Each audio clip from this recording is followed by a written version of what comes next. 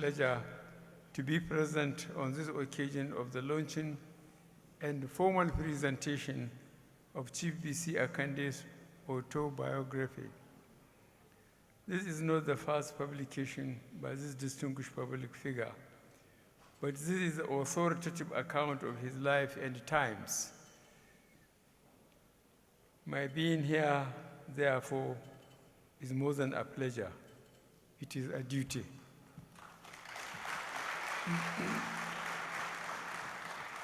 Chief Bisi Akande is, by common consent, a decent, truthful, friendly person. He is a public servant by choice and an administrator of the first order.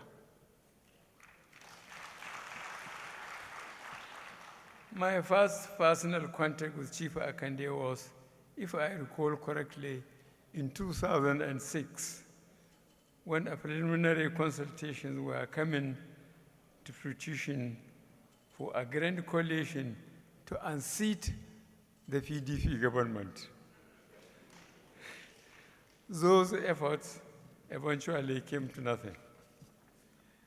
Neither he nor I nor many of our friends and associates gave up, as in Chief Akande's words, the country was going down and down under PDP, page 396 of my participations.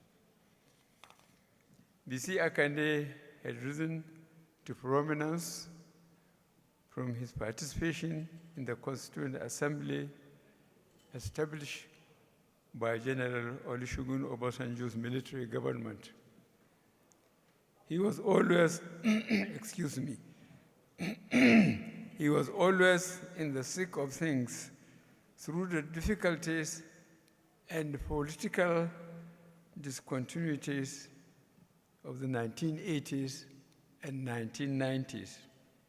He emerged as governor of Osun State in 1999 when the military handed over to the civilians.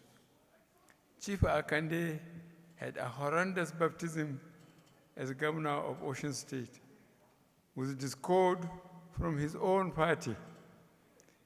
His state assembly, including an attempt to impeach him without any reason whatsoever, from the trade unions and from his own deputy governor. On top of that, he inherited a deeply indebted treasury, huge areas of salary, allowances, and pensions, enough challenges to overwhelm many an aspiring leader. Bisi Akande stood four square and faced all the challenges head on and overcame most of them. His first action was to stop payment of critical allowances, a euphemism for government money customarily shared by the big boys in Osun State. This set the tone of his administration. Within 1 year, he had paid off all the salary and other areas, proof of a competent and serious administrator.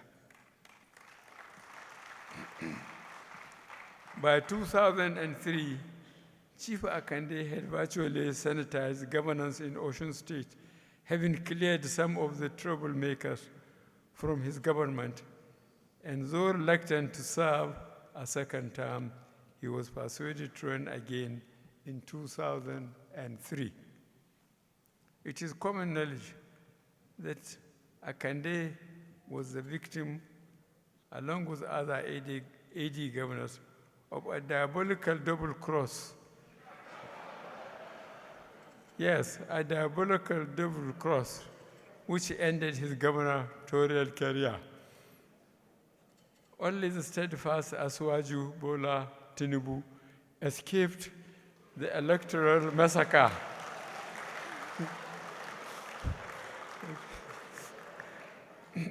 Only the steadfast Asuwaju Bola Tinubu escaped the electoral massacre masterminded by President Obasanjo. Desperately disappointed though he was, and being a good Muslim, he accepted this setback as part of the trials of life. He looked to the future of service to the country. Chief Akande was in the thick of further attempts in 2011 and 2014 to fuse together different groups and dislodge PDP from governance. The key to thinking, which coincides with mine, is that Nigeria can only be successfully managed by alliances between major groups. Although we failed in 2011, by persistence and knowledge that PDP was driving the country towards disaster, several major parties were able to finally coalesce into APC in 2014. Chief Akande was unanimously chosen as the first chairman of this great coalition. Throughout the difficult negotiations, I found Akande truthful, steady, and always with an eye to the ultimate goal. In or out of office, he has trained his inflexible integrity. On page 400 of his book, he wrote, and I quote, "I never gave to or demanded bribe from anyone all my life," unquote. A perfect gentleman, a perfect public officer. There is a famous Hausa saying, I quote, "Labarin zuciya a tambayi fuska." Loosely translated, it means, if you want to know what is in a man's heart, watch his face. Akande has a permanent smile on his face.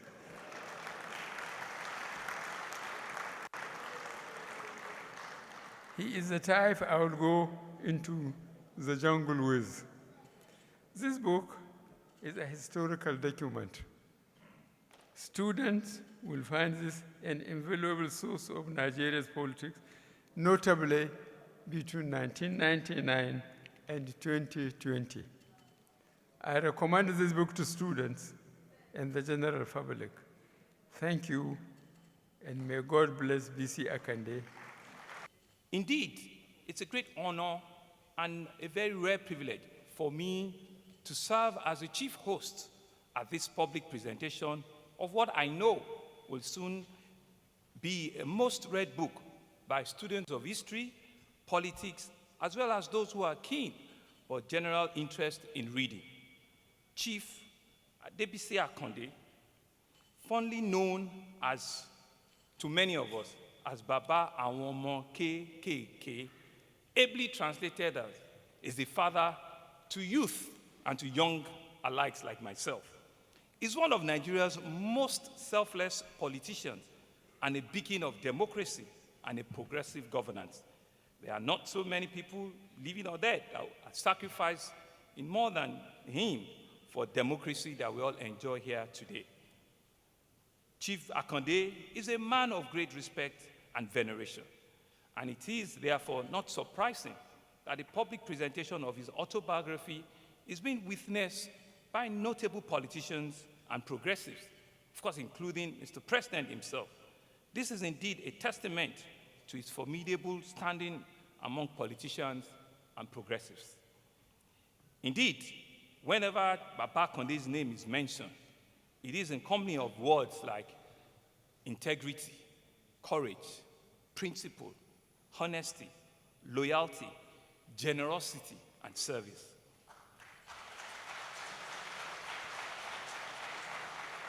All his life, from the very humble beginning as an apprentice mechanic and a shop clerk in Ilaorangun in the then Western region, up till today, he has lived consistently by those values.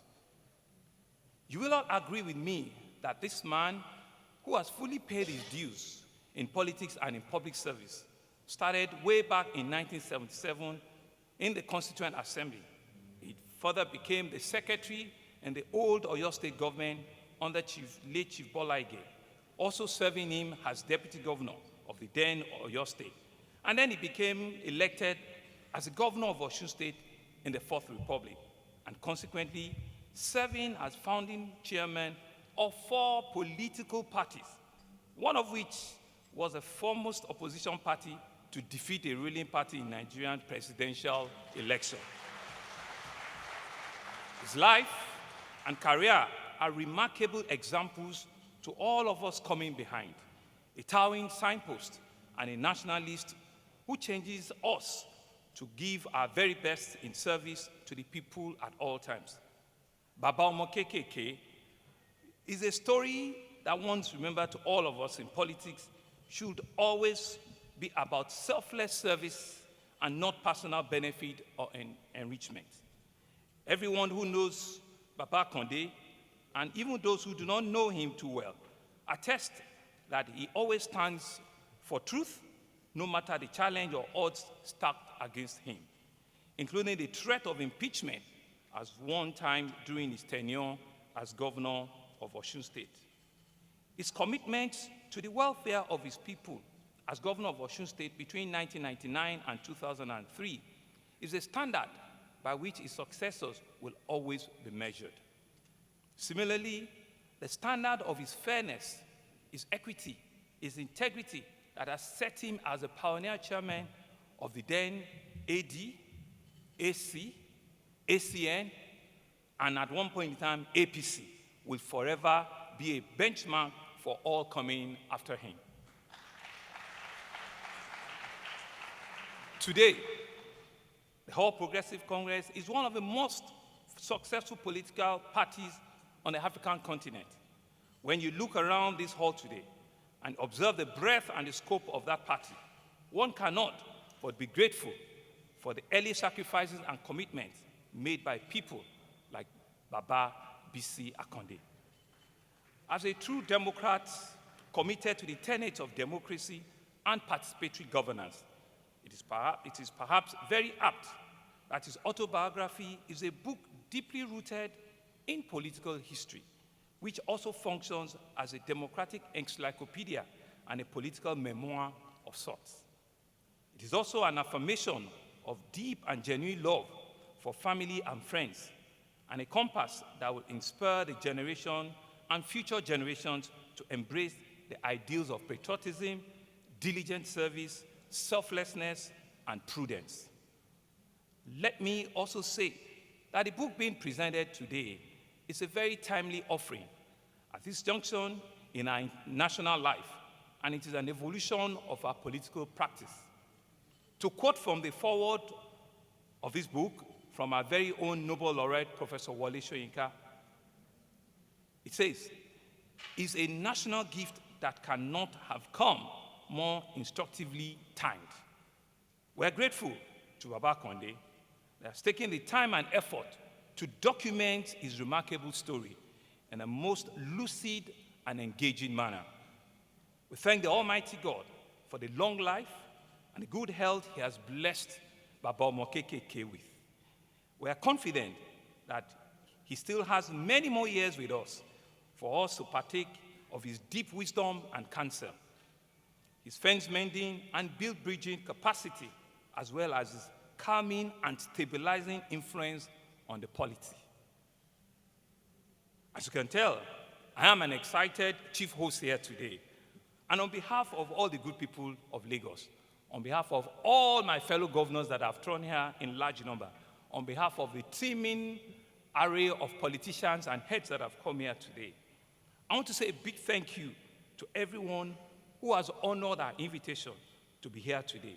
And I warmly welcome you to Lagos State, to the Center of Excellence.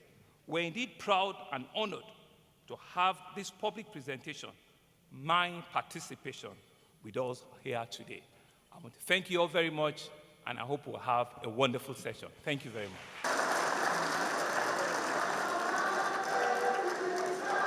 Maybe Mr. Bisi Akande, Bisi Akande recognized he had essential things to tell us in a straightforward way. And that is what he did in the book.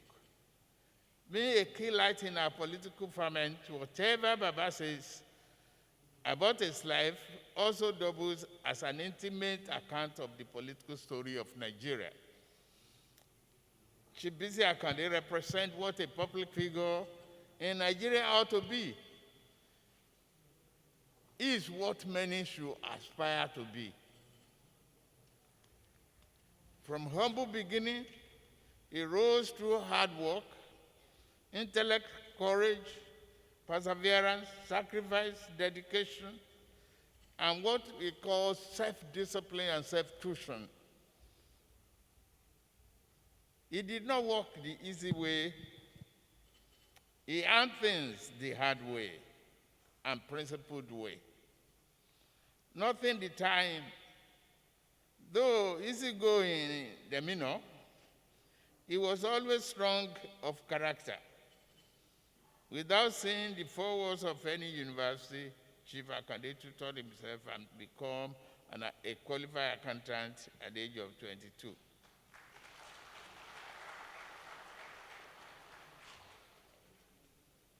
People saw him the rare combination of gift, fairness, tolerance, and vision.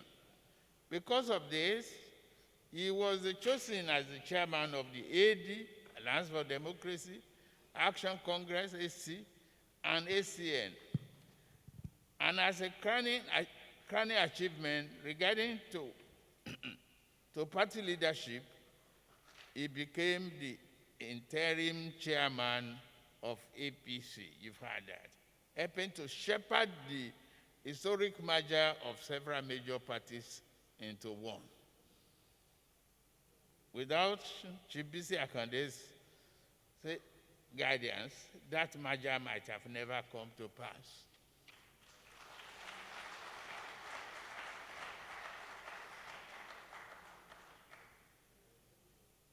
We owe him deep gratitude for a singular devotion to consummating the complicated merger in a positive manner that even candidate General Muhammadu Buhari, the candidate then, General Muhammadu Buhari, was able to demonstrate his popularity by achieving a monumental victory in 2015.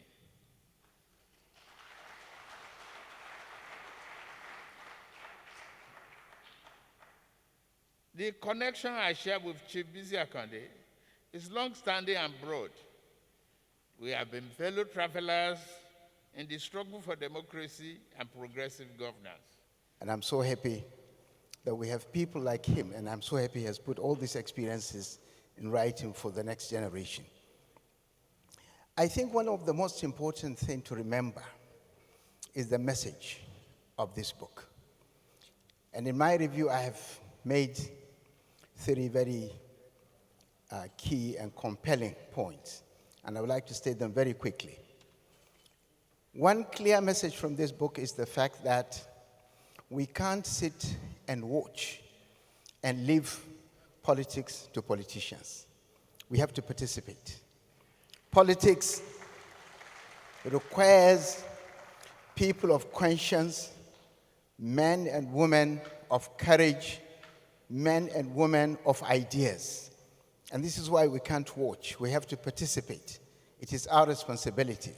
We need to bring in content, we need to bring in courage, we need to bring in conscience into politics. The second point that came very clear from this book is the fact that we need statesmanship, especially in times of political and moral crisis. We need statesmanship. Chief Bisi Akande is a unique personality who deserves to be celebrated. He is a self-made man who worked very hard and was determined to succeed in life. He did not go to any secondary school. He never saw the inside of any university. except for short courses later in life. Yet, this great man, through home studies and learning by correspondence, he worked hard to obtain the certificate of a chartered secretary and later became a qualified accountant at the tender age of 22 years. I'm happy to welcome you. I'm grateful to you for sparing all the expenses and time to travel all the way all over the country to come and honor me at this occasion. I'm grateful to you. I'm only uncomfortable that each time our president is coming here, he's always in a hurry.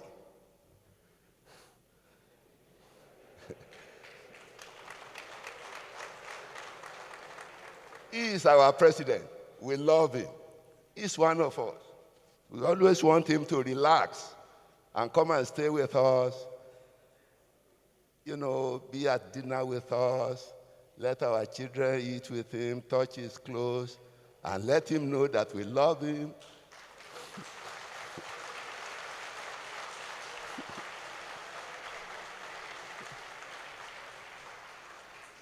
But his handlers never recognize that he's no longer growing younger. They match him. They think he's still a soldier. They mark him from the naval yard to the hotel. They are marching him back to Abuja, maybe for another event. And that's the way they will march him throughout today, throughout tomorrow. I thank you for coming, and I pray you, a successful tenure in office. We love you because we love Nigeria. We want Nigeria. And we want Nigeria to be united. We want Nigeria to be peaceful. We want Nigeria to be prosperous. You have a lot of job to do. It's not yours alone. But because you are our leader, we abuse you for everything that is wrong. Even though when we know we are not honest ourselves. We know we are fraudulent. We know we are deceitful. We know we are cheaters.